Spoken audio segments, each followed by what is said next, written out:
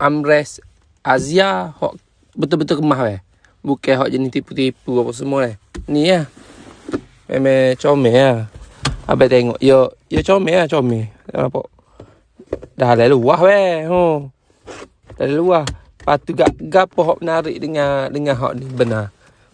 Hok benarnya, hok menarik sebab dia ikut cutting asal weh. Ni buka nak butir lah. Nak nombor 10 ni. Tekan dekat pak masuk. Lepas tu dia masuk slot lah. Kira memang kemah molek lah. Dia serupa dengan hak asal. Hak ni hak asal ni. Ni hak asal kan. Dia ada klik gini kan.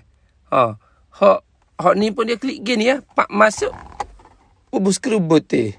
Skru ni pakai semula. Letak tah. Pak gitu dia kemah lah. Memang comel lah. Lagi pun dia lembut ni. Nampak. Puas hati.